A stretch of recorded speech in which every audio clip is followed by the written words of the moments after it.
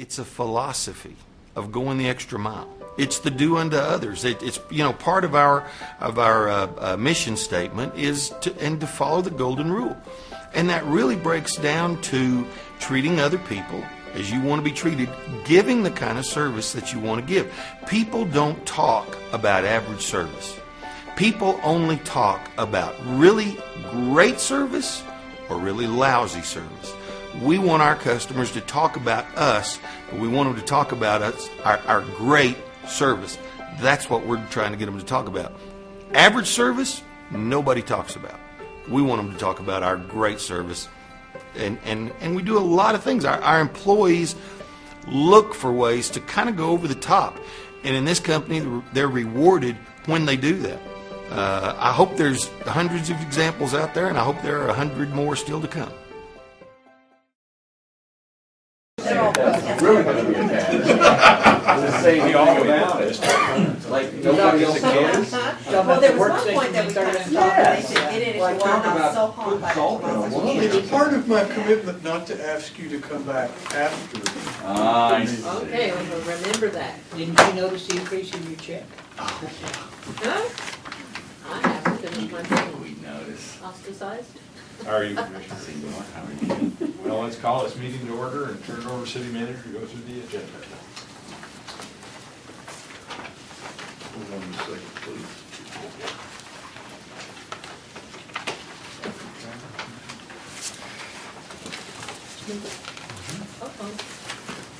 We've had a brief equipment malfunction, so I'll just randomly talk while we're waiting on that. Tonight's the evening meeting. And I took an additional 30 minutes from everybody's. As he has been for the year, but who's counting? Well, I'm new here, so I don't know that. Yeah.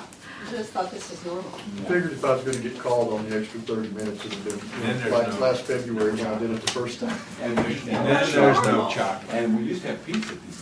Pizza? All know. Really? No, we haven't since I used to have dinner. Now, we've only had pizza once, to my recollection. It sure wasn't while we were in here, was it? Well, now, who hired the city manager here? There's no need to be frugal. Hurry up, turn that on, Mark. I gotta get going here. It's not going well. All right, we're almost there. Okay. However, I can assure you that all the popcorn available to you today is properly within the best use by date as opposed to some of those others. Oh, that's right. No more Twinkies. Moving right along, minutes. Consideration of the minutes from your meeting held last Tuesday, November 27th. All good. Item number 2, ordinance 7380. This could simply be termed as a modernization ordinance. We're just trying to get our municipal code caught up to the current practice of using electronic media for official record storage and access. No more dusty tomes in the basement, although we took all those that we had. Fish. No more. Fish. Questions, comments? I can even spell it in this case. Hope you put F-I-C-H-E. Okay, we're all on the check. All right, item number 3, ordinance 7381. This is amending land development over at 45th and Soncy. This is at Street Toyota. And I think they're just pushing back from the boundary they've got a little bit to the west there, so Kevin.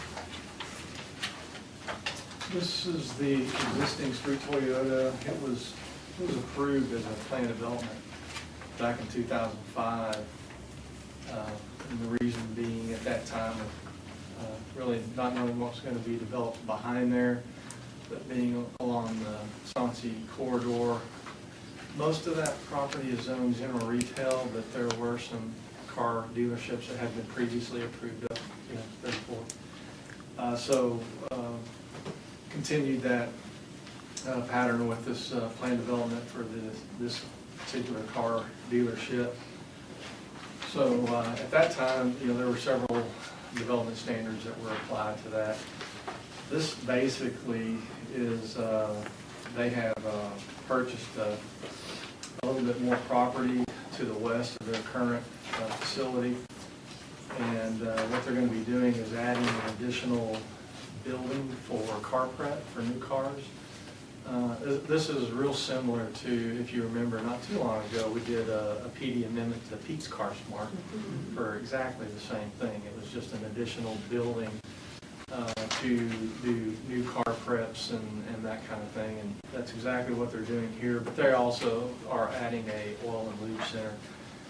So technically, with the building footprints being increased and the ground cover, requiring additional ground cover, technically they had to do a plan development amendment, but the purpose is just for the additional buildings.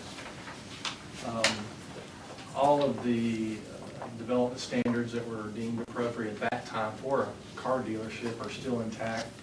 The standards really that were affected were the maximum lot coverage going from about 11.5% to 13.25%. They had a few more signs to go on their oil and lube centers, so instead of trying to figure out exactly if their signage met the technical specifications of what we have, and we think they do, but just the placement of them are a little different. We just decided to amend that part to say instead of it meeting general retail standards, that it would just comply with the actual sign details that they submitted with a site plan, so we had exactly where they are, what they are, the size, and those types of things. Who's behind them to the west? Anybody? Ascension eventually way back there, it's way back in there, it's about the midsection. Kelly, are the hours part of the plan development, or is that just noted? No, it's part of the Why did they lower their hours? I can't believe they're really doing that. They Go 8 p.m. Added an hour on They Saturday. Yeah, but they lowered added their an evening. hour and took away an hour, basically. Really? I don't know, that's just how they wanted to do it. When you sell them Toyotas, you do whatever you want to do. Let's say, When you open the door, you just stand in line waiting to buy one. They're putting in, And they're hope putting in that a little bit accelerator more, doesn't stick, right, Mayor? Yeah. they're putting in a little bit more ground cover and some additional trees. So bottom line, the core development standards are still intact. The plan development, Planning and Zoning Commission deemed it still appropriate and approved the request with a 6-4 and 1 abstention. good.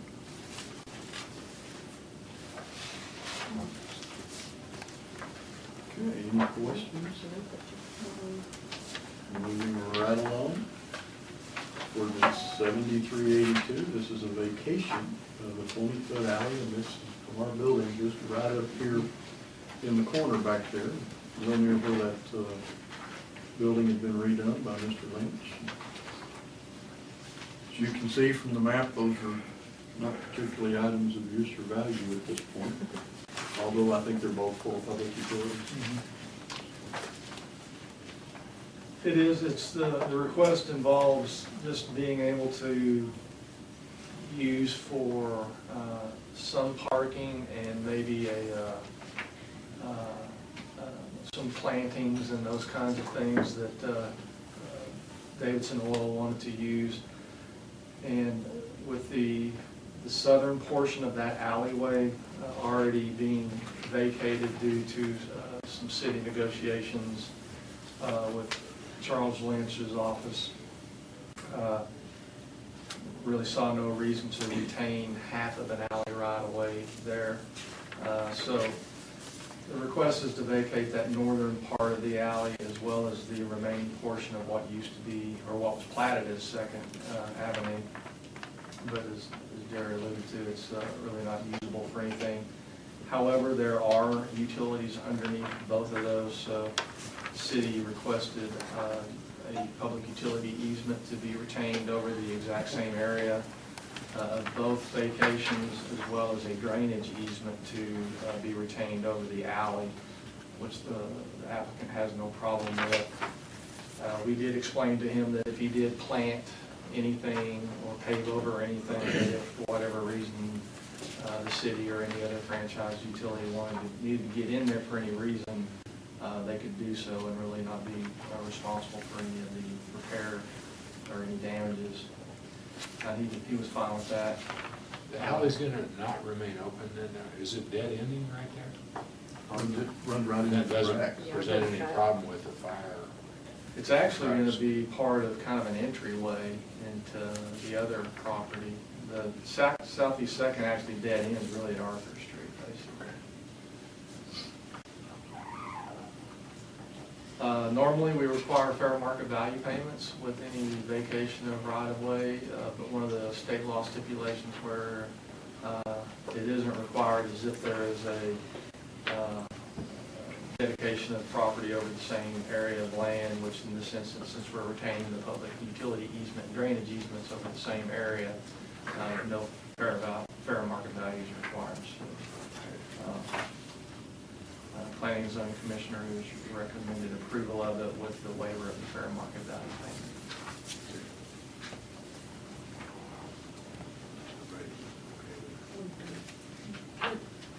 No questions? Moving right along. Ordinance number, or item number 5, ordinance 7383. We have George, Sherwin, Rod, and Dean shortly arrive and discuss the suggested amendments for the single permit holder planning days and associated items to match what we approved for the Greenfield players back in August, I believe. So, guys?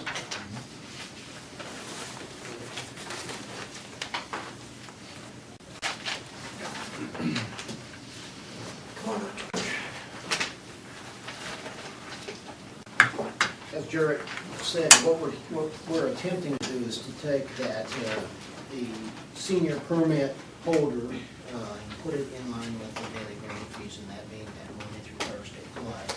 Currently, the senior permit allows the senior to play on Friday. In order to put that in more alignment with those daily fees Monday through Thursday, we felt it best that we get rid of that Friday play for senior if they're the senior permit holder, and allow them to play Monday through Thursday, thus also reducing the cost of that permit from $640 to $570. In addition, if you remember back in May of last year, we were a 7-day-a-week fee, but we went to a Monday through Thursday for our green fee players, and then a Friday, Saturday, Sunday, and then the attached holiday fee for the weekend. But changing in the middle of the year, we needed to still honor it because that's what we had sold those people back in January, that it was good for Monday through Friday. So this is basically a cleanup to get in line with the green fee players. But we're also taking away 20% of their cost. Taking one day off and then taking. Because they're never good on weekends anyway, the senior permit. It was just good Monday through Friday. And this says that they generally don't play Friday anyway. Well, they do, but the way, I guess the best way is we feel like we have so many, Joel and I have so many outings and charity fundraisers and things on Fridays and Saturdays that a lot of times they don't play on Fridays. But I would say at best it's probably about half and half. You know, there's going to be some of them that are not going to like it, but there's some of them it's not going to affect one bit. Your green fee players are going to come out on Friday because they work a half a day, so they're going to try to play about 10 or 11 o'clock.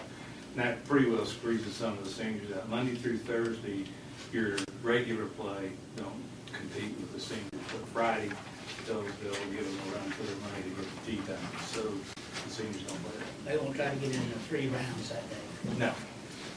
Do y'all have tournaments on Monday, special, tournaments on Monday? Well, we What happens can. then? We'll have them any day. We love actually Monday through Thursday Yeah. to have some kind of outings, but the problem is people are always looking for that Friday, Saturday run. It's probably Saturday first, Friday second, Sunday third, and then we have some other weekday events. in addition to, once the reduction of the senior permit, we also had to add then an additional family member. If you remember our annual permit, which we sell for $930 to anybody in that 7 days a week play, an immediate family member can then piggyback on that for $595 and get the same access on the permit. Since we've reduced now the senior permit from $640 to $570, that $595 now is more as an additional member. So what we've done is added a senior permit additional member for the $525. So they have the same rights now as the senior permit holder for the Monday through Thursday play at $525, which is cheaper than, obviously, the $595. So that's added with that reduction for the senior permit. So you're And really that's affecting, 16 people. That's 16 people total. and you're affecting 153 permits with these changes. That's it. 153 seniors. Yeah, senior permits. That's really all that's being affected. And they're going down. Well, Out the- of- the improvement fee will affect the other permit players, but this change This is change. just the Yeah, same. that's Yes. Out of about 7,400 rounds of golf a month with everything. Say that again. Well, you got about 7,400 rounds of golf a month, and you've got 156 people that's affecting. It's really, do you feel like they're gonna accept this, or do you think it's just not that big of a marketing problem? I don't think it's too big an issue, we just needed to clean it up, and I think we've come clean, we're going from 640 to 570. Yeah. So we're basically trying to balance out. I mean, the true number would be about 510, I believe, Dean. Yeah, Somewhere like that. So we kind of split the difference and moved to 570. With that additional deal, we were at 595, so that was higher than the 570 we're moving to, so we had to make that one right. The way it's always worked in the past was we only had one additional permit, which was the 595, and you could tag along from the 930 or the 640, but you followed the same rule as whatever the original permit was. So if you followed a senior permit, you didn't get the weekends. If you followed the 930, you got the weekends. This is actually more cleaner. If somebody wants to play weekends, they have to buy the 595 along with the 930. If they're not interested in weekends, they're older, they're seniors, they don't want to do it, fine, they can pay the 570 with the 525.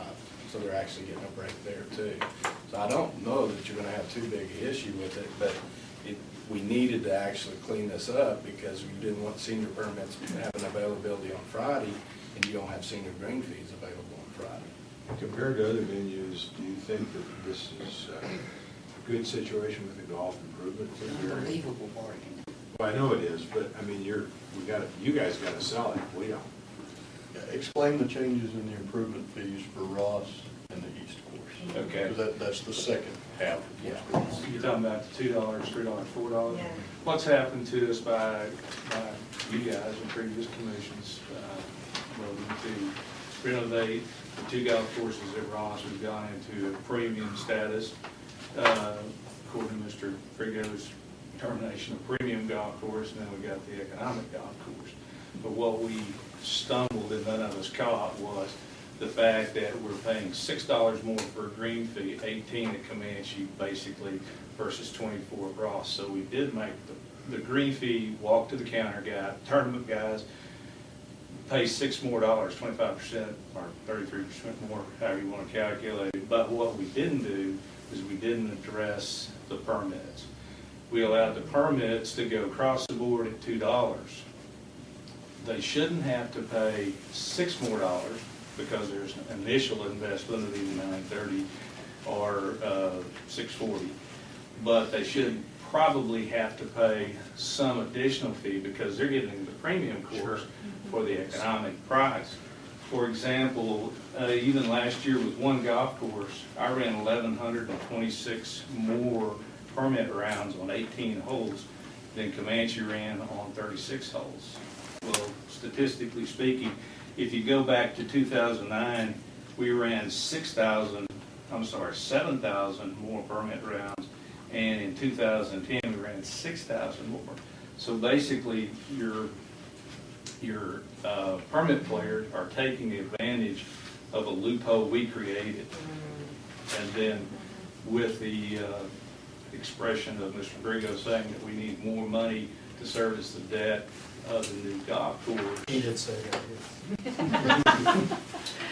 It would seem only likely that one of the first places we go is we correct something that we created ourselves, and that would be to charge the permit players a little bit more to play on Wild Horse and even more to play on the new course. I think I'm interpreting something wrong here. When I look at this chart and I see 34,000 rounds of permitted and 70,000 rounds total, I gotta be missing something to say that these 310 people affected half of the rounds of golf played there. I mean, that's what it looks like to me. Is that, it looks that way, but I hope. Well, at Ross last year, of 40,000 rounds played, 14 or 15,000 basically were permits. So those three, is that those 310 people are playing half the golf in NFL? Well, 10, 11 actually, yeah, that's it. These are from 10, 11? Yeah. Yeah, because you've got the Ross East course on there that you wouldn't have now. You want to walk through the numbers on your spreadsheet real quick? Well, those were hopefully estimates when we were doing the bond issue, but they should have been fairly close to what we're actually seeing. But what I'm getting at is, there's 310 permitted players, both senior and junior and everybody. And the permitted rounds are half of the number. So those 310 people, in effect, play half the rounds of golf at the public course. So therein, I think this discussion goes back to, are you sure that half the rounds played, that they're gonna be okay with this? That is a lot of rounds. And that's why I gotta have that improvement fee Well, on. That number doesn't look right to me. Well, you gotta understand, of those 310 people, it's like a gym membership. But I'll pay a gym membership, Okay. I'll pay about $400 a workout, because I got to It doesn't work out too good in my favor, but if somebody goes and uses this every day, yes, they're getting a bargain, but they're also got an attached fee to it that we can service the debt, because before that attached fee, they were getting the deal of the century. At least now, we can somewhat control how much discount they're getting, by what price that is. I agree, it's one extraordinary deal. But these are your core golfers that are going to be playing a lot of rounds. Well, I had one guy call me when we did the $2 fee and said, "You have doubled the cost of my golf." What about, With the what $2 about fee. the effect that we've had this year from the players that have come over from Amarillo Country Club? Is that skewing this number some? Are some of those people permitted? Some people bought permits. Okay. A lot of, I would say 3/4 of the people that came from Emerald Country Club that did come over regularly did buy some permits. Some of them stayed green fee players, but we're talking, and it adds up, don't get me wrong, but we're talking, what I saw at Comanche was probably 2 groups, 8, 12 people a weekend on a Saturday. You probably saw about the same. So we're only talking maybe 20. So this number is gonna go down pretty substantially when, how many permitted do you think you got off of AC? Yes. I didn't get 25. 5. Oh, okay. 5 or 6. Yeah, no, it was a very small. So it's not gonna go down much when they open back up? It wasn't like we had this windfall of, hey, we're getting 100 rounds a day from Emerald Country Club. It was not like that. Tascosa probably got it. Tascosa got a lot. We got some. I'm sure some of them went to Boulder Creek. I mean, they just had to spread out. A lot of them went to Pampa and some other places. Well, for those of us who don't play golf a lot, it's gonna be easier for us to get on if we aren't seeing this deluge of people hitting. We have made it work pretty well with 54 holes of golf. When we go back to 72 holes, we're gonna have plenty of room. Yeah. Just like we did before we closed it. Let me address one other thing that I think will help you. Last year, of the combined courses, 28,664 were permit players, 57,203 for 85,867. But let me tell you. Where are you? These are my numbers. No, okay. So it's about a third, 2/3. So, but let me throw this number at you. Permit sales last year were just under $250,000. The $2 fees accounted for $57,000. So permit players put in $340,000 to the city bank account, but they played 28,664 rounds. That averages $10.60 a round. The least green fee we have is after 3 o'clock at Comanche, and it's $11. Compare that guy that's playing 1060, taking a place at Ross, and we could be getting $24 green fees. You can get almost a 60-something% discount. And correct me if I'm wrong, but a lot of these senior guys that buy these permits, that come out there and literally wear out your golf courses, don't spend a lot of money with you either in your pro shop. They go buy their golf balls at Sam's or somewhere else that's selling retards or retreads or. Sneak a beer And they in. don't come in their own company except to sign in. Pay their $2. And I have a problem with that. So, I mean, they're getting a hell of a bargain. Well, my point was is that they're not bad or they're not bad business, but No. it's $10.60 a round. If you put another dollar here and another $2 there, it's 11. But what I've always continued, to make his deal work, we need those rounds. We need those fees, those $2 and $3 and $4 fees to make his deal work. It wouldn't do us any good if we made those people pay $24 because they're gonna play a lot less golf and he's gonna get a lot less rounds. Yeah. But you don't think we're hitting them, I don't think we're hitting them too hard, I mean, apparently you guys don't. Have y'all floated this to anybody? I've talked to one guy and he didn't play on Friday, so he was really good. Yeah, they like the one guy I talked to. $65. Coach Dipple. Oh, really, Coach Dipple? Coach Dipple, I said, we're looking maybe dropping your senior permit down, but you don't get Friday. He goes, great, we play Monday through Thursday. That's all he said. And Dean, talk for a second about what he thinks about the debt coverage there at 1.26 times. What I didn't show on here, but I also figured a break even. To break even, we've got to have 82,000 rounds to cover the debt. And if we hit 90,000 rounds with one course out of service, I don't think the 100,000 rounds is that far-fetched. Yeah. So I'm gonna keep the estimate until you guys hit it or beat it, okay? You'll go above that. Well, I've historically been 44,000 rounds. 10 was an off year. I went to 35,000. That was the worst year I ever had. We closed a half a year. I go up to 47. This year I'm going to be 51, but I'm heading back to 40. And they're going to go back over. When that golf course opens, I'm heading back down. He's going up, but we should bring some of the mix of the people that thought that it was going to be too hard to get on and we couldn't play. And I'm not saying it wasn't on some Saturdays, and you get those prime times, and there's only so much time available. But when you have 4 golf courses, you've got another 25% of golf course out there that you can get those prime times going, and your rounds are going to go up, assuming our weather stays relatively the same. When do you think you're gonna open up the internet so people can sign up ahead of time? We're working on it. In fact, we'll be coming back to you soon. We're in the Stone Age with that.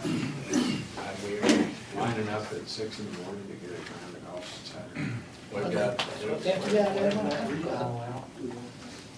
Mayor, if you want to go back to your spreadsheet, the first 3 columns were the original projections done when it was decided to renovate the east course. 70,000 green fee rounds, 34,000 permits, for a total of 104. So I missed that too, and that's within just a few percentage points of what Sherwin had. That's his actual. So His is the 1/3, 2/3 where I was. and this is 1/3, 2/3 if you go back to the total. Okay. got Can it. I ask a real quick question? Doesn't have a lot to do with this. Page 2 of 2, where it says the senior permits and the regular permits on Ross and Comanche, and then you do the math below for me.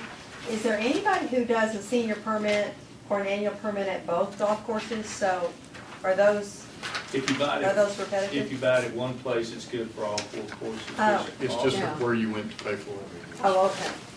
That's where the green. And that's part of why that's the deal. You know, with these permits, you're about to have access to the full 72 holes. One of which is brand new, one of which is just new enough it's good and mature. So it's just a little over 300 people, and you see the total number of rounds, you know, being played by that group. Another, So 2 years ago, I think it was 2 years ago, permit players did not pay any of the improvement fee. before 2010, we started January 1st, 2011 with the $2 fee for permit players. So the prior commission put that on, and that's been huge, and of course, that's how you're paying for the new course, and you're not taking Yeah. that out of some other revenue. Nor are we, do we get that to take that of tax dollars? There you Yeah. go. there was some criticism when we closed one course, it didn't lower the fee. but very little. This time, whenever we're opening another course, you're not going up on the fees. They're getting another golf course, but we're not suggesting raising the fees. So how do you collect that? Do you buy a permit and then you do the fee as you go? Yeah. Okay. Just like paying a green fee. Yeah, you only pay it if you use it. Yeah. And see, our green fee guy, up until 2011, actually paid $1 that went into a golf course improvement fund. But we raised the green fee $1, but we allocated a second $1 to go into the golf course improvement or into the, debt service. Just the capital fund. Whatever. Okay. And so, but at that point, we don't, if our green fee's $18, we don't tell a green fee player our green fee's 16 plus 2. We just quote them $18. How it's accounted for on the backside is Dean and our business, but it's exposed with the permit player. Now they're having to pay this 2, 3, and we're asking why, and this and that, because they never And asked. some of them think they're the only ones paying. Yeah, and they don't even realize a green fee guy, but all players are paying this. It's just like it's hidden with the green fee guy and it's exposed with the permit guy, but they're all paying it. Okay, thanks. I get it. It's still, When that was first considered, there was a gentleman that came in and brought a spreadsheet off of Sherwin's courses, and he and his foursome were playing for under $3 a round, permit players. We get He's nothing. probably still after. But they were proud of it too. Yeah, sure They beat the system. we get nothing but accolades from the people that have left the country club while it's closed and have come to y'all's courses. We get nothing but accolades about what shape it is. They just can't believe it. They're getting better and better. of course, you were talking about how they work the system, and I know I'll just have to paraphrase this.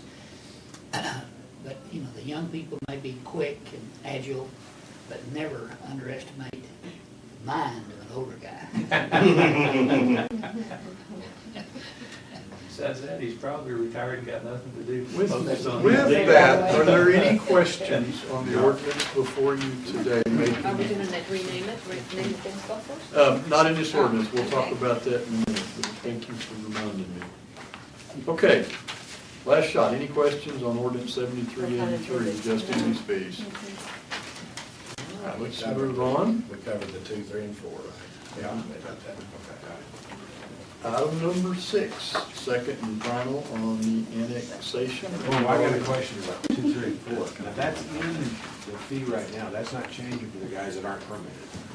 Is theirs going up a buck? Okay. It's in the $22. Okay, the base fee has got it. The green fee guy's not changing. They're not gonna see any change. All you're seeing is the permit players, Okay, $2, they're used to the 2, they're going Yeah. to 3 at Wild Horse, 4 on the new. Okay. And it's covered on page 2, item D. Yeah, but well, you can also see from the metrics there, it's completely unchanged for those people. No change. So we don't have to point that out. We're opening up the course on this. Okay, good. Appreciate it. Thanks. Thanks, guys. Thank you very much. Sorry. Appreciate it. Y'all gonna be at the meeting? Yeah, they'll be here to answer questions. Excuse me, George, sorry. Well, you can go to Midland. That's good. I'll be here about the land and tigers. Unless it's a nice day. Item number 6, second and final on your annexation. Kelly, any changes, comments, questions? Okay. Item 7, resolution calling a public hearing determining 2 properties. So this is not the action to judge those properties today, this is to set the date. I would like to pass out a revised resolution, the one that's in your packet under section 2. Have the current date in it for when the hearing would be rather than the correct date. The correct date is the 8th day of January 2013. And such is the only change in that resolution.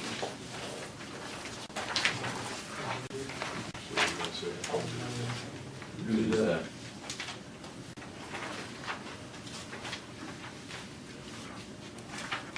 That's, right. I believe that's yours, sir. Okay. So you want the date, to set the date? The date's corrected. Set the date for the 8th. I think No, it's spring, Every fourth one. Every third one is Brian's.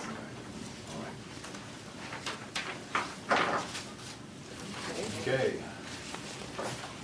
Item number 8, resolution suspending the effective date of the requested rate increase from Southwestern Public Service Company for a period of at least 90 days.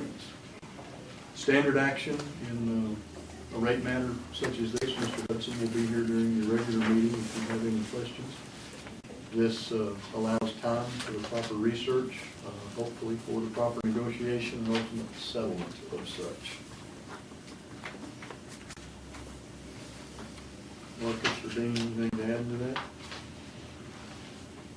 let the fun and games begin. You know, we get the condensed version, and it about broke the glass on top of my desk when they set it down, so. It's pretty stout. We ought to have Freddie take a picture of the boxes that are submitted, people can see that. Any questions on the resolution suspending the effective date? Item number 9, appointments, boards, and commission. We have on today the airport board. Dr. Nichols, Tom Nichols is on the board, has served 2 full terms, has done a great job. I believe now we have a recommendation for a Dr. Jack Waller, willing to serve, should you choose to appoint.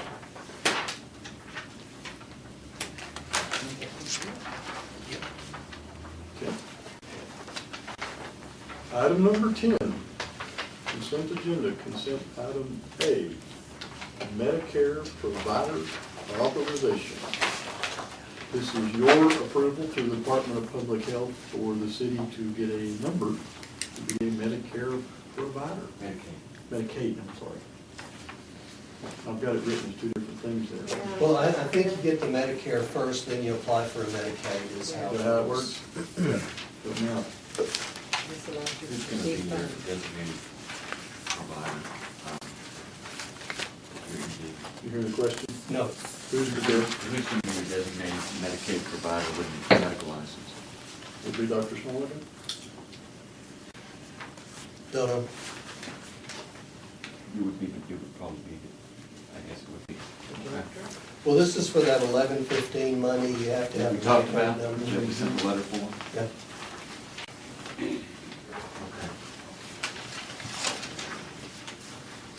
Would it scare everybody if it said I was doing it? Would me. Good, it doesn't say that. Well, at least with you, unlike Dean, it's not just all about them. Exactly. I only have your best interest, just, Yeah. somebody go clean my pocket now. He's so misunderstood. Me or Dean? Okay. If you would, flip with me to the tab for item B. And right behind the tabulation for B, you've got the 2 drawings. These are the 4 full-size soccer fields, which of course are designed to be turned sideways and provide, I think, 12 fields, Rod, for the smaller, for the younger players? Well, yeah, 4 total regulation fields that can be divided in as many as 12, if not 14, depending on the youth or the age of the child. These will be located, Yeah, that's what I was thinking. Sorry, I was trying to figure out the math, and it's either 4 or 16. Let it go. I don't get it. Okay, sorry, go ahead. little kids play sideways. Okay. There's actually at least 3 sizes, and I know Michael knows. We got 20 by 30 fields, which are your real small ones. We've got the 40 by 25s. We play on 65 by 100s. We play on 70 by 120s. These fields are 4 80-yard by 130-yard, the biggest soccer fields, whether it's Olympic or international. That's the biggest they can get. In addition, we can put a regular football field on there as well. So these could be striped. We could sleeve them for goalposts and play football on them as well. So they are the largest type fields. Obviously, we'll use them as multi-use fields. like I said, if we put 20 by 30 fields, we could get 30 fields on there, depending on the age of the kids and what we put out there. So, That gets put it into thirds and have 3 little kids soccer fields. yes, oh yeah. Yeah, it all depends on age group and what our biggest demand would be on a particular season. Usually that's the youngest age groups that we need the most fields for. The adults are gonna love it. We'll turn to your color page. Yeah, that's awesome. Of course, the gray area at the top are the existing ball fields out here. What this contract does is the expansion of the parking lot, the little concrete plaza area, and then the 4 fields. In the current capital budget is where the large restroom combined facility is. And so you'll have a separate item, you know, we generally buy those as prefabricated, and it will come in and go there. The rest of the items on here are from the master plan from the Amarillo Athletic Complex, and showing you how that could be developed out over the future, and would note that even that doesn't consume all of the land that's available out there. So this really is your opportunity for the next regional super park or super center for Amarillo. And we're satisfied that there'll be adequate parking. Yes. Well, yes. I'm planning on it. What this will do is it gives us an additional 200. We have 200 out there currently, so basically we're doubling what we currently have out there. So that gives us a total of 400 now. To say, and this is a scheduling issue, if we were to have a baseball tournament or a soccer tournament, it may be stretched. We've got enough property out here where we could make temporary parking maybe accessible if need be. I don't know that we can ever get enough parking, but. I'll rent you part of mine. There you go. Yeah. Put a shuttle in. I'll collect it for you. Give you a parking lot if you'll retop it. What's that? What, I didn't hear it, catch it? I need mine retopped. On the bid sheet, what do these two, alternate 1 and 2 mean when it says deduct do not supply concrete plaza pavement? I think I understand it, but I mean, what does it mean in terms of having the RFP go out? When we bid the project, we include, basically the deduct alternates were our ability to deduct the cost of the plaza, which is the area there between the parking lot and the fields, that transition area where the restroom will sit. And That will be referred to as a plaza. The second deduct was the cost of sod. If we were to sod all 10 acres, we wanted to see what that cost would be. The difference between what we're going to do with sod and hydro mulch was about $116,000. So we did not choose to accept the sod. We will hydro mulch the field itself. Good choice. Well, I'm glad to see that local contractor does the job. And the Yeah. bid 1 and 2, which would be LA Fuller and then A&S General, extremely tight bids for a $1 million project. Yeah, 50,000. So you're not deducting number 1, we're recommending that you do deduct number 2. And that's how it's styled. I'm curious as to why one set of parking lots has a certain aesthetic to it and the other does not. What is that?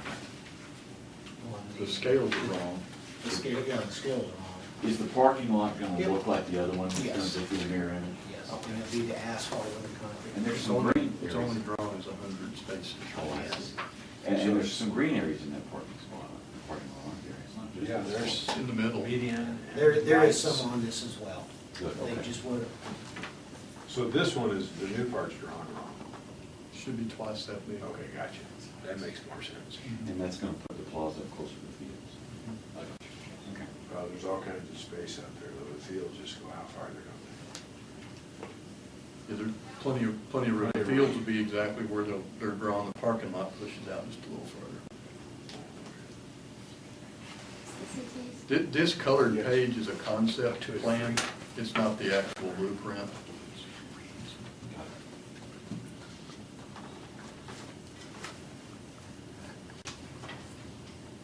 Okay, so what did you say the motion needed to contain?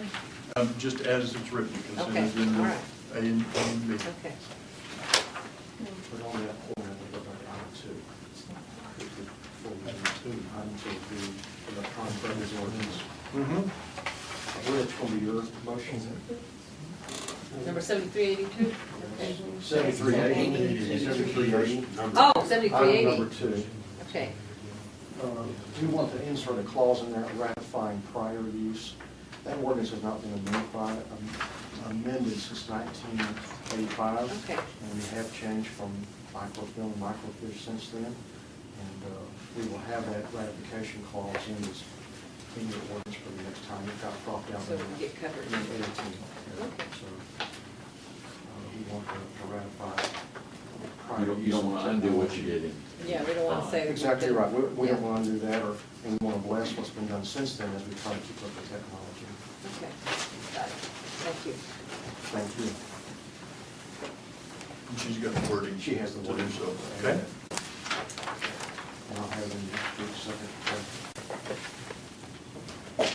Okay, following the consent agenda today, we'll move to item 11, and that will be a presentation by Sonia on your One Text or Call Could Wreck It All educational program, and she's set up to run that in the open meeting out there tonight.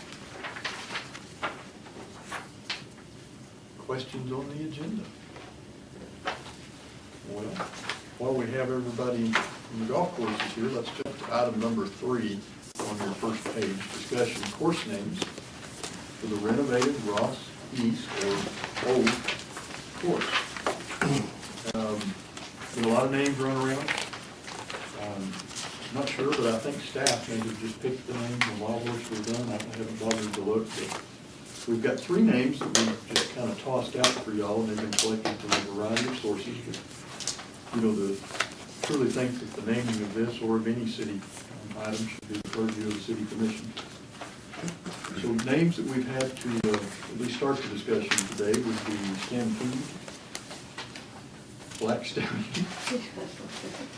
Mustang, Snack Jim, I don't know. Or anything else? Mustang I like. Mustang. Mustang? It's in line with Wild Horse. Somebody else. Yeah, there's some names that have floated around. Of course, Anything in particular? I think we gotta just get this over with. Mustang is good. The very few items that the city has named in the past have been done by resolution. So would like, if you have consensus on one of these or on another one, we'd be glad to have that written up and ready for your next agenda. I think Stampede has a bad connotation. If it's too crowded, you bet it's a Stampede. And if it's Black Stallion, it'll be dropped. Black will be dropped, so it'll be Stallion. One name, plus it's hard to Stallions. when they're announcing next to Black. So it leaves Actually, the Mustang. Palo Duro girls golf team, we had a little contest in February, and they kind of flooded the box, and they put Stallion. I like Mustang. That really matter. Mustang ties well with Wild Horse. Yeah. Yeah. Yeah. Let's do it. Old paint. Plus it's Old, not next, generic. next week. Old Gray Mare. Yeah, really, right there. Oh, boy. The old course. Quarter horse. Claude. Mustang, we'll have a resolution for next week. If you change your mind, you certainly The can. Ford dealer likes Mustang. I wonder why.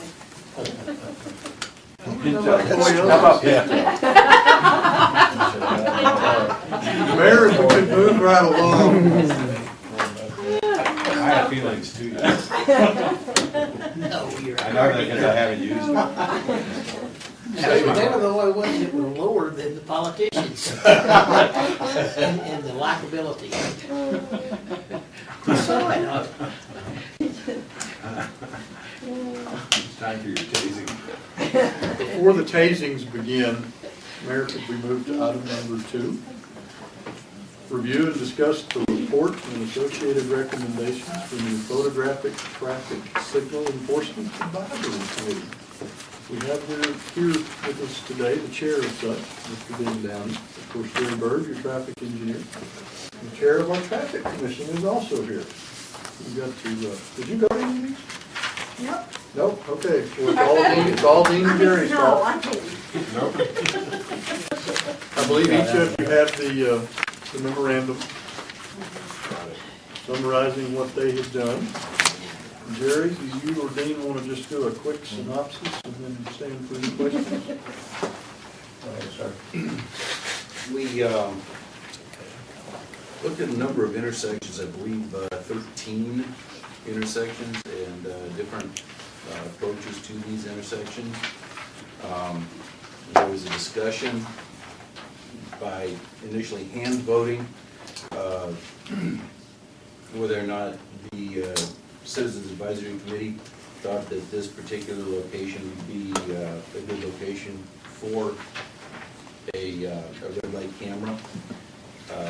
With a passing vote then, the intersection was voted on was ranked by each member of the commission, and the ranking was tallied then, and the Citizens Advisory Committee took the 4 highest ranked locations and passed those along for your consideration. 1 for relocation and 3 additional. Correct. A question, Yes. and it's overwhelming, the votes, the way this tallied out. And so I'm asking, I guess, either one of you, both of you, but here you're the expert.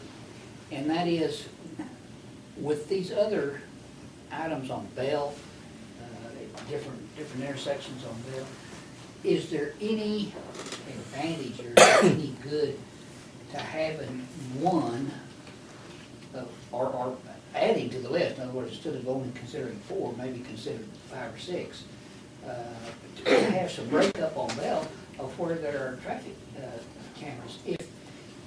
If there's this many locations on Bell that are under consideration, is there any advantage to at 34th or at 45th of having some red light cameras? I'm going to add to your question, Jim, because I have something similar that made me refer down to Bell.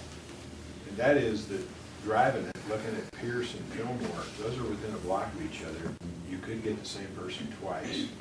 It looks to me like I just question the necessity for 2 within 2 blocks and they're not doing anything on Bell. I also question if you did those, if you changed, they're all westbound there. If you did one westbound and one northbound, you'd get different traffic. But if you get mostly different traffic, unless somebody turned. But if you keep them both the same direction, you're going to hit a car and you're going to hit it again a block later. Potentially. I'm going to subtract from your question a little bit and go back to the fundamental issue before them. Now, I read this report is that there's a suggestion for 1 change and 3 additions. Were you asked if you were going to have any additions, which 3 would you choose?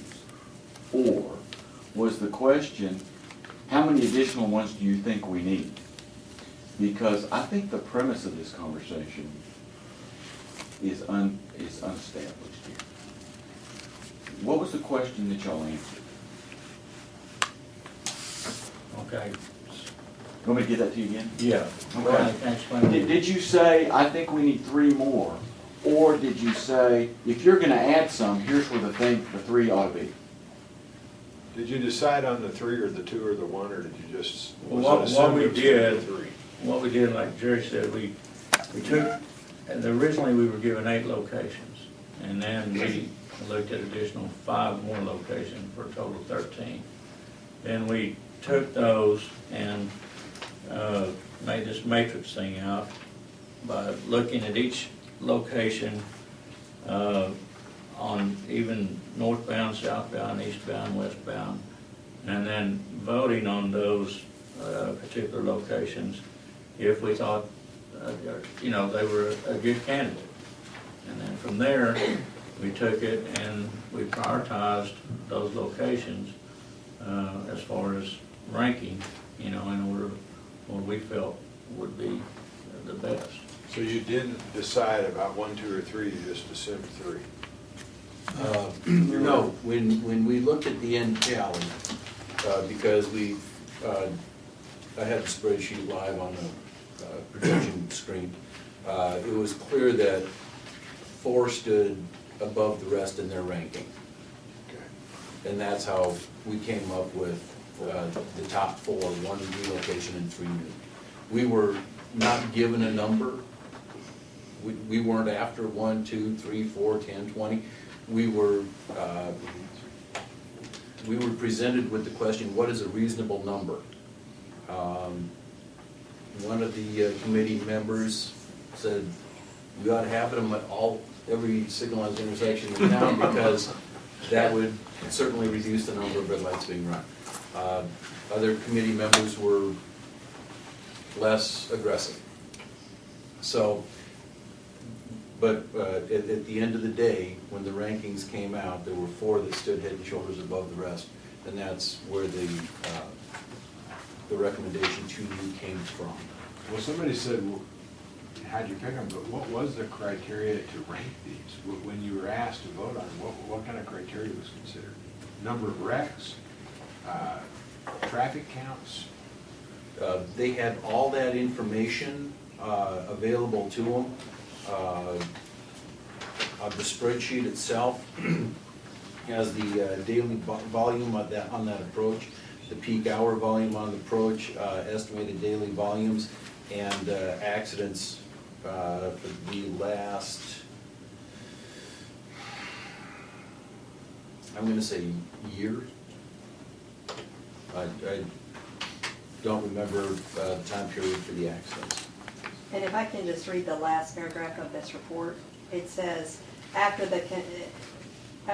all this, after they decided to move the intersection, then John Jenkins, who I guess is on the committee, said he thought it would be reasonable to recommend the top 4 intersections. And Craig Altier made a motion to add a minimum of 3 intersections to the one that they moved. And then Mark Neer, somewhere, is it said that? I guess so. Okay, anyway, and so that's how they did it. Okay, Mark Neer seconded it, yeah. And that's how they did it. They did the top 3 after they moved the one, they voted to do 3 extras. Does that answer your question? It does. And did this then go back to the traffic commission as a whole?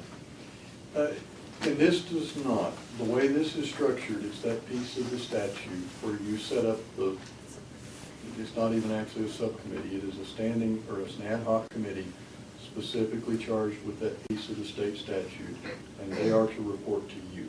And they did not have to be part of the traffic committee. We just chose that. We did that to take advantage of some of the knowledge and expertise that was on your traffic commission. Sure. I would point out that while they've clearly ranked it and given you their top 4, you're not limited to that. They have clearly identified additional intersections in a lower priority order, and if you're one that installed more cameras, you've got a list right here. You have that prerogative. It's part of my question. Okay. And that is, I'm asking for some expert advice on, is there any advantage to having some cameras on 34th Street? Or on Bell. Bell, excuse me. My own personal opinion, Commissioner, is that when we first started looking at this was all about safety, not about numbers. The addition of those other locations on those other arterials were based upon volume only, not upon violations or upon accidents. One of the things that they were asked to do was to do based upon all those different parameters, number of accidents that had taken place, what type of accidents, the number of vehicles going through, the number of citations that have been issued. Citations is tricky though, because the only time you're going to get a citation is when a police officer physically sees one of those, and they're not there 24/7 like the cameras are. The process of evaluating these by our vendor also, he came in and he made projections on what he thought was going to be a good location and not a good location. He looked at all of these, and that information was also presented to this committee. So in my own opinion, I think that they did a pretty good job of kind of ranking those based upon all the criteria. We did have one committee member that said, yeah, I think they should go with every location because they're effective. And he actually cited an example from Canada where they had done that, and the overall traffic congestion, people running red lights, the speed, all of it dropped substantially. Now, obviously, the whole committee did not support that. They came back and said, no, we think that it's something else in between. This is probably their biggest discussion was, how many is the reasonable number? They were pretty good as far as ranking them from the highest alternative to the lowest alternative. But as far as picking the number, that's where the discussion really got more spirited. And it was pretty well discussed, and I think that they came to a pretty good compromise just based upon the total numbers. Because we're not limited to only 3. You're not limited to doing 3, you could do 1, or you could do 10. The purview is they make a recommendation, but it is only that. It's up to you now to decide whether you want to move with the recommendation or modify it at all. And I think that the records reflect they have increased safety and observation or what do I say, observing red light cameras at intersections that don't even have cameras. The compliance are close up. Is there a technical reason that you would want to put 2 within a block of each other? Is that improving? It just seems to me a redundancy too close together. Is there a reason that negates my thought? They're both westbound. Both westbound, same traffic, you're gonna hit them, some of those people twice. It is. Boulevard westbound? Yep, both of them within a block of each other. So Fillmore Pierce is a boulevard. Tell me what you told me about No. racing the light. They're both going westbound. Well, That'd be on the boulevard. Yeah. If What's they're this on one? the boulevard headed westbound, it's the westbound approach on the boulevard. So they go on the boulevard, going west, they hit it at Fillmore. And they hit it at Pierce. Let's let Gary talk But about going different directions. the lights. No, that's not what they're doing. No, Lily, that's not correct. Gary, is it correct? It's the westbound lane. Yes, I The understand that. exact same cars going through 2 There's lights. still more. Yeah. correct. Two, When I was asked about this, I went back to the 4-way stops. What we're finding is a fairly low compliance rate on 4-way stops, plus increased speeds. Especially in Wolfland. Sorry. Everywhere. Especially. So if It's we're, okay. It's okay. if you're gonna get people pushing one, they're gonna push the other. Is there a possibility of getting the same guy at the same point in time, a block apart? Absolutely. Okay. But I would think that would tend to reinforce the, geez, you know. Well, but What would are it you also doing? do it around town more? I mean, if you're hitting, because our objective literally isn't to raise money, it's Safety. Right. safety. And so do you, my question is, do you reinforce that to a broader number of people if you spread them farther in town? And the other part is, we've got 6 now. I would like a list again of where those are so we can hear where these are. You've got Coulter on Elmhurst has cameras going both ways. Yes. Okay. So there's 5 locations, total of 6 cameras. You've got the I-40 westbound frontage road at Coulter. You got Ross and You've got Ross, and then you've got 3rd and Pierce, 11th and Pierce. And the 3rd and Pierce is the 3rd one and that Pierce. has no violation rate. That's being moved. That's That's being what's being moved. Yes, ma'am. 11th and Pierce. They're And coming 10th off and the- Taylor. It's, the 3rd and Pierce is going to my neighborhood, Jim White, in the boulevard. And we could put up at that 4-way stop there, Jim White, and have a low compliance rate. Well, I stopped. don't know, I mean, it's not gonna have that many, there's not that many of them in the whole darn town. Is your concern? There's a big pole up there. Jerry, all of these locations, how far down the list does it match with the list from ATS? How far down have they evaluated? Exactly. They actually evaluated all of them. Every one of And them? here's it, yes, and here's their numbers. So, I think we have to consider Bell and moving one of those off of either Pierce or Taylor. And I would suggest maybe, and we'll get a copy of this to everybody here in just a second, but not, and Dean, you jump in on this, but Fillmore at the Boulevard and Pierce at the Boulevard are your 2 absolute highest accident rate intersections on the list. That's what I think. 12 In at traffic. Fillmore and 10 at Pierce. Are people there, are there a lot of right turns there too? Because if you're going westbound, you're not gonna turn against a light probably. You're gonna have a green light, but are a lot of those accidents caused by a right turn onto a busy street that get nailed? Or are they just running the light? I would have to go look that They're not up. gonna turn right on the Pierce.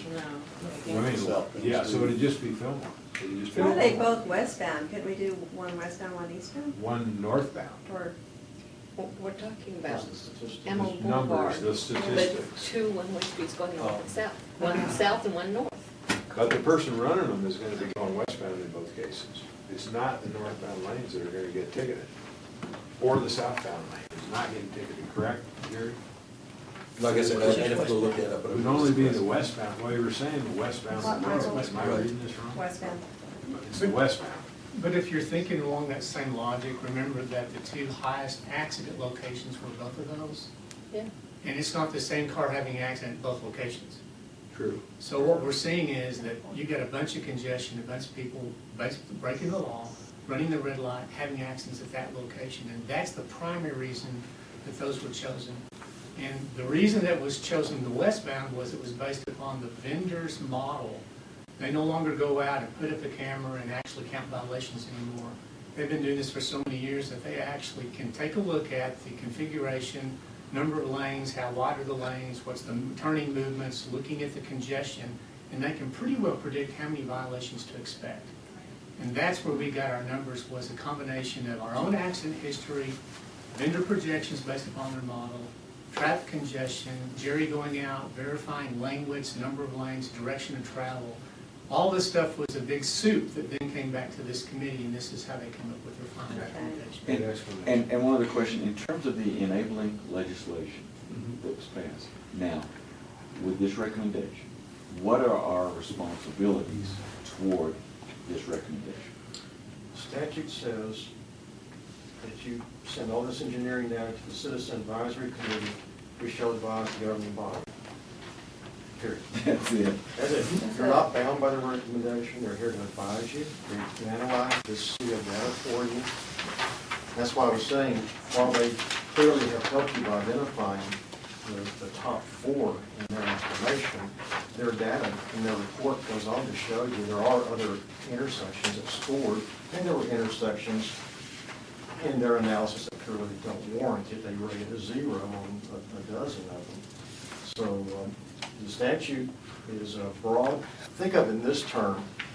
If it said you shall give the data to the advisory committee and then you must adopt theirs, all you're doing is rubber stamping. You've given all your authority over to the committee. Sure. And that's not the way the law's set up. It says they shall advise you. They're now advising you, and you will make your own independent decision, taking their good work into consideration. Commissioner, You don't have to rubber stamp what they did.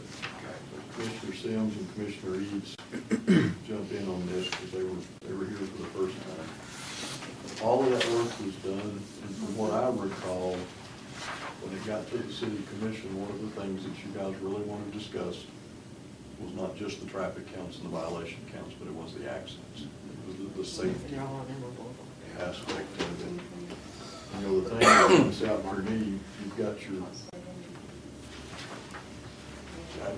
on the whole spreadsheet, the three highest On Amarillo. accidents were all Amarillo on the dispersals. Is that an anomaly? I mean, there's 10 violations at 34th and Bell going northbound, but only one accident, so you get a lot of violations, but two of the top three.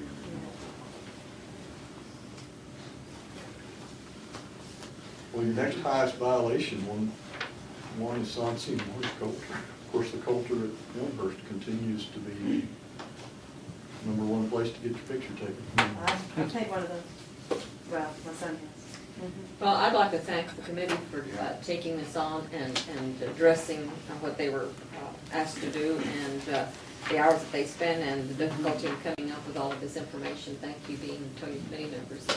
I, for one, appreciate all the work that you all have done on this, and what we do with it now is up to us, but I think it's been done well. Well, I want to Everybody say appreciates it. thank you all for letting me share this thing, and we looked at a lot of stuff, and I want to commend the city staff, Jerry and Michael. I mean, everybody was very helpful in giving us what we requested, what we wanted, and to look at, and we looked at a lot of stuff. And the Amarillo Police Department too, Lieutenant Miller was very helpful in all of these discussions and stuff we did. So. Well, thank you. You're a motorcycle rider, and you've really got a dog in this hunt. Been through some of those intersections. Nearly got hit. You've explained it to me well enough that I accept it, absolutely. Yeah. It certainly couldn't do it now, but there's good But- valid reasons for Do you feel like your committee would have an objection to us adding a couple? I mean, take your advice on these these four. Well, again, I mean, this was our, you know, our recommendation forward to y'all, but, you know, y'all can do as you wish, of course, with it, you know, take our recommendations or even expand it. We just didn't have, we were just trying to come up again with a reasonable number. We weren't given a number, set number, but we were trying to look at safety being the #1 priority. And again, those areas that we looked at had the highest rates of accidents. And, you know, you gotta look at the volume and the, you know, the violations and all of that, and that's what we did. We looked at that. It was a good job. Yeah, it was. You know what's interesting on here that I just noticed is, in the accidents, the next one is Taylor at Amarillo Boulevard. Yeah, it's the same, Good you've got grief, two of you your got three in a row. Because of one place. Good. We're going that way. Well, but it's the westbound, where they're There's seeing the Amarillo people violations on is going Amarillo westbound. Some Going people westbound, on the no, boulevard. right, all going westbound. There's a lot of traffic on Amarillo Boulevard. Now, do y'all have cameras at McMaster's and Emerald Boulevard? There haven't been any Those were two of accidents. the locations we looked at, though, eastbound and westbound, McMaster's at Amarillo. They're on here. They just haven't had any. There's no accidents and there's 8 violations where there's 15. Okay, so I was just curious, because I thought I saw a pole up there. Is it a fake camera? I mean, seems like there's a camera up there. there may be a motion detecting camera up there to trigger the lights. You can and observe. If there's not a Okay. photographic It's for the camera, traffic signal control. Is what that is. Okay. there's quite a few of those, and we get calls about them. Okay. That's what I thought. Big brother. And Okay. if there's a third street right in a row, that's wrong, my question, because it's crazy. Okay. Okay, with that, I would ask what is the commission's pleasure, whether you choose to implement all, some, none, or in addition to. You do that by an amendment to the contract with ATS. They're ready, we're ready to pen that amendment. We'll just look to you for a little guidance. And again, not obligated to do anything, but I follow the recommendations as mine. Yeah. I'm not voting for that many cameras. For 3 more. I want cameras. more. I know you do. I'm not voting for that many cameras. I vote for not to hit these big accident areas, but like I've said in this room many times, we don't all have to agree. But I think we have recently, with the thanks of our traffic commission, we have really done a lot to potentially make our streets more safe. And I think with every time we do that, we are taking away, to a degree, rights of the public. And I think that piggybacking a big expansion of red light cameras on top of a handheld cell phone ban, it's not something I'm comfortable with. I object to saying that it's a right to run a light, because that's what I just heard. It is no right. You just heard what, Mayor? Well, you said taking away rights. We're not taking away any rights. We're enforcing a law that you shouldn't run a red light. Well, That's not taking away a right. I mean, here's a good analogy that I had about all these rights issues. We're gonna make these proclamations. A friend of mine said, you know, I'm a Democrat, you're a Republican. I'm going to visit my dad, who's 90 years old, in a rest home. And when he strapped himself into those bombers in World War II, that wasn't one of the rights he was fighting for. To run a red light is not a right. That's not what I was. To use a cell phone on the streets is not a right. That's not what I was alluding to, Mayor. Well, it sure sounded It's that having your behavior observed I and just want to make it photographed clear that I don't feel that way. as you go around the city. I don't think we're infringing on anybody's rights. I think we're responsibilities and rights intersect. And anytime we make a Well, I rule, disagree with that. we give up some rights. Well, I We do it in the issuance of safety, and we do it to any law. I mean, are we going to then say, let's take away some laws, let's just get rid of some? Well, some would say that. I would too in some cases, but name one. Anyway. Obamacare? I'm just tired of the, not really. I'm tired of the freedom issue being an issue in this. This isn't a freedom issue, this is a safety issue, just like the cell phone is. It's not a freedom issue. Nobody fought for these rights, ever. Okay, that's all I got. I think that we need to remember that it's not about raising revenue, but it's about safety. So I appreciate looking at how many accidents were on what intersections and going with the, thank you, I was wondering what that was. And going with the intersections where there were the most accidents, that's what I'm looking at. And the only exception to that is what's actually truly your busiest intersection in town, that being the Tascosa Emerald Boulevard. And that area just keeps getting Always busy. I'm through it twice a day, every day. It's just, you know. And Commissioner Green, when we first voted to put in the red light cameras, I say to you by all that's sacred, it was the safety issue. Mhm. And this does not enhance our city budget or our coffers, because the money that the city retains is ear tagged for safety promotion. Yeah. And so, I mean, it doesn't allow us to, I don't even know that it would qualify for us to add more police officers. But it does allow us to pay for traffic signals that we'd otherwise would have to That's pay out correct. of the general revenue. Well, I mean, it's paying to upgrade your school zone system in the coming year. It was used for the pedestrian activated signal at Northwest Texas Hospital across Coulter. These funds are providing for the first time in the history of the underpass, our floodgates that are going in over here at 10th. The first texting education campaign was funded out of this. Yes. That's right. Yeah. Let It Ring is the one I'm talking about. It was funded out of this. Did the preemption system for the fire? That's right. The completion of the preemption system allowing the fire trucks, especially in the downtown area, to get the lights going their direction as they're responding to a call. I was I on the paid for my commission. operator. Jim and I were on the commission when we voted this in, and I was against it. Go ahead, I'm sorry. I said I've asked if we could get a list of all the things that those funds have provided that didn't. We've actually got it. We Yeah. may be able to produce that in Yeah. a few minutes. That's what I'm asking for, just so we can have that, and we could ask.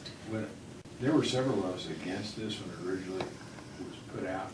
And when I changed my mind was when I saw the video associated with this and saw the unbelievable things that people just got lucky that they made it through the intersection and nobody was killed. I mean, 100-mile-an-hour through there. So it was just incredible. And it changed my mind completely. And most of it happened from midnight until 3 in the morning. But you sure didn't want to be anywhere out there. A lot of good things happen. Lots of things happen. Nothing good happened. Nothing good. That's what I was trying to say. Nothing good happens after 9. That's what my mama said. After 9. That's when all the babies deliver. From midnight to 3.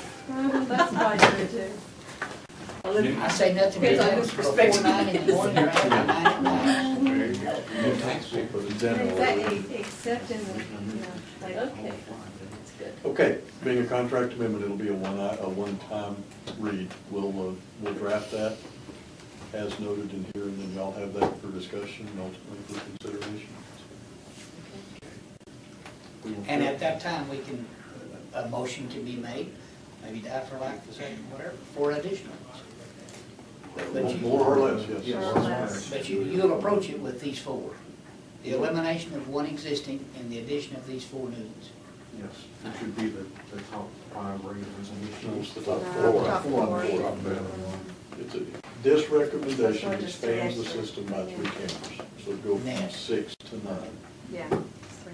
And from 5 intersections to 9 intersections. No, 8. 8 intersections, 9 cameras. You know, it still surprised me at Coulter and I-40 to see how many people are running the light. Coulter and Elmhurst is worse. Oh my Yeah. gosh. That's the only one I look at anymore when they do the reports, and it's still Because just. I'm trying to get them all. Well, but on that spread, on that larger spreadsheet, did you see the traffic counts? Coulter at 34th northbound, 15,901 cars a day. Gee, man. 16,000 cars through that intersection. From Coulter and Elmhurst? Coulter and Coulter at 34. 34. But it's northbound, it's the traffic heading to Elmhurst. Do you think that people don't realize there's a light there at Coulter and Elmhurst? Yeah, they know because you're trying to get in the mall. You It's a can't mall. get to the Trying to get mall. to work. Yeah, they're going to the hospital, yeah. I'm not good opining that. I don't know. It's crazy. It's just when you look at the metrics, that's the one that This is always through the shocked end me. of the last fiscal year. Okay. Look at that. And to remind you, So long. Well, you took it. That's why it's only through the end of the last fiscal year. Johnny be quick, or Vicky be quick. to remind you of the statutory formula, we're allowed to deduct our contract costs for running the program. And then whatever's left, half of that is in the state of Texas, that they're supposed to use for trauma care, but they haven't. Imagine that. And then we get, whatever that last half net. Comes back to us. Is to be used for traffic safety programs locally. So we're doing what we're supposed to, but they aren't. Sorry. Well, that's the great game of general It's like the Surprise. legislative hypocrisy. Yeah, we follow the law and do it, they just kind of shove They it away just go from hog it. Application too. Yeah. Okay, thanks again, guys. Good work. Thanks, Dean. Thank you. Thanks for your work. Thanks, Steve. Good work. Thank y'all.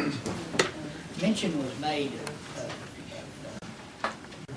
cell phones. Wait, this isn't on the agenda. The cell phone education campaign Yes, is cell on the phones, yes, agenda. something to cell phones. There you go, an entree, Commissioner. Okay. Education.